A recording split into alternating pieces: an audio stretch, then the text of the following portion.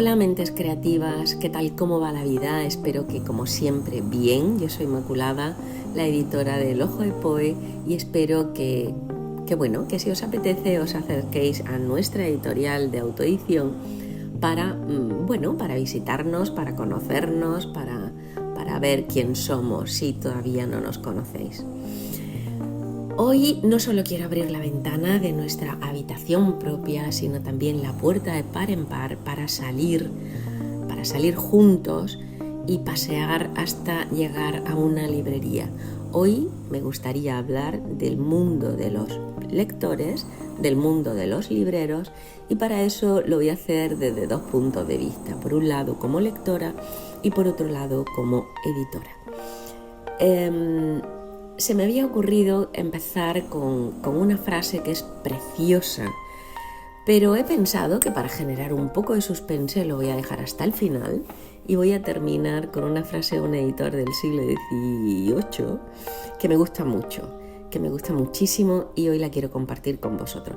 Pero bueno, abramos nuestras ventanas, que nuestra habitación se airee, pero abramos también la puerta, que nos vamos de paseo.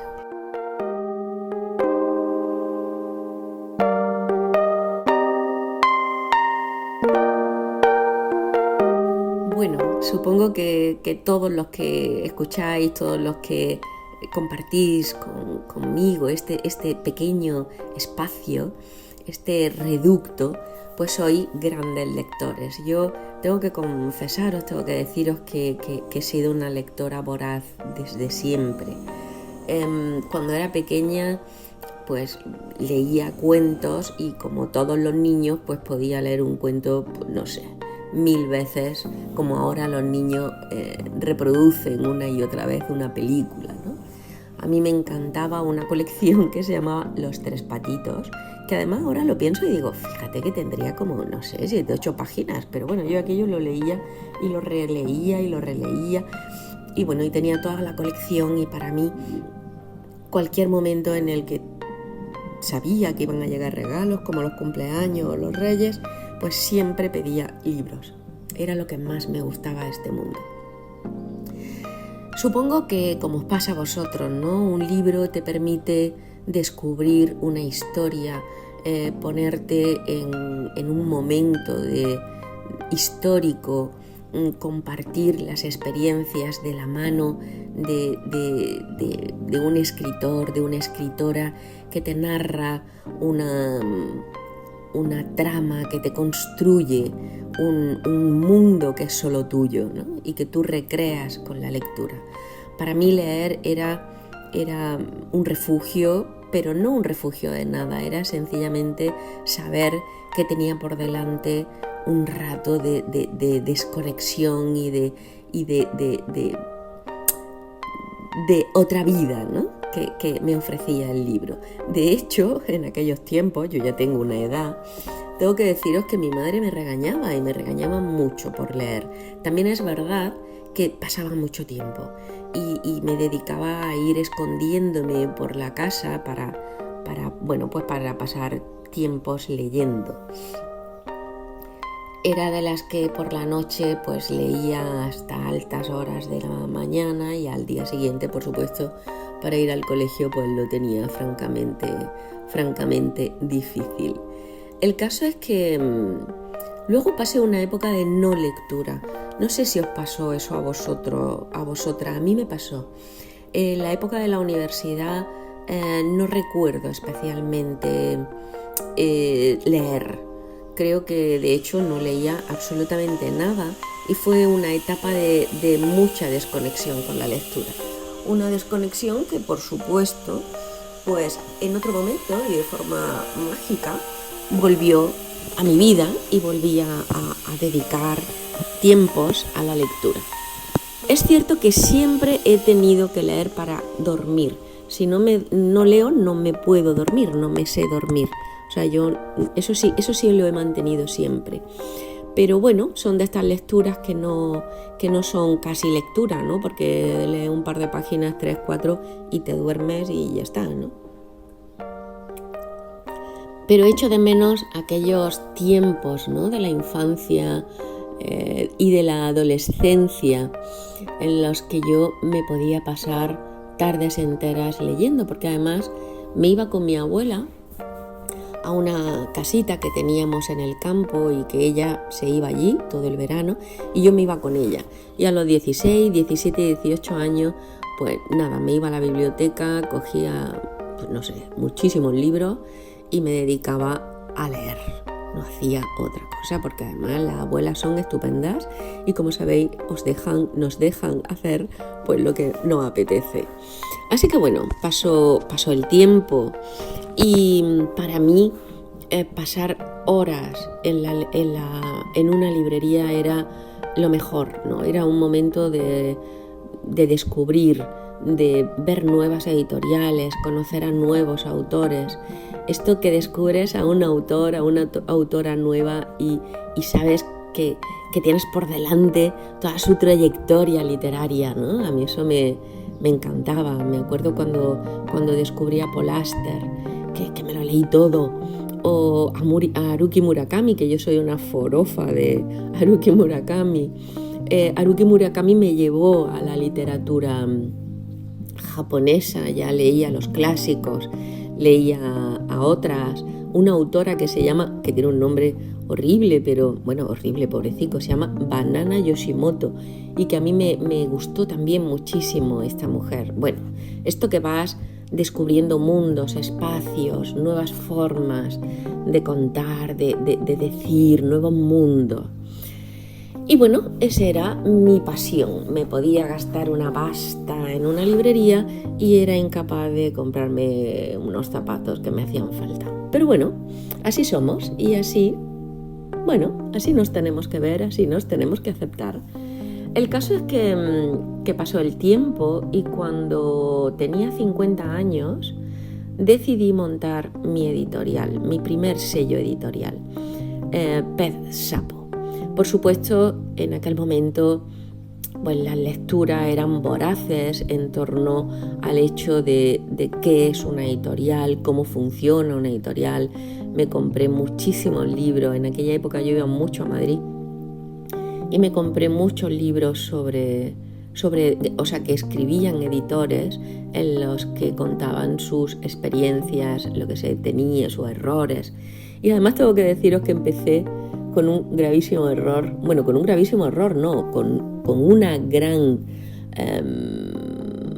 un gran acierto, pero que después un editor decía que jamás se tenía que empezar publicando a una amiga y jamás se tenía que publicar un libro que ya había sido publicado. El caso es que yo ahí descubrí que sí, que esa había sido su experiencia. Para mí, sin lugar a dudas, publicar a Felisa Moreno fue un lujo, porque con ella aprendí muchísimo.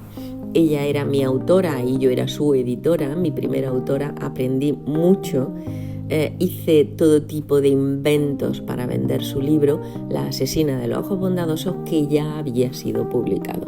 Desde luego, para mí no fue un error, sino todo lo contrario.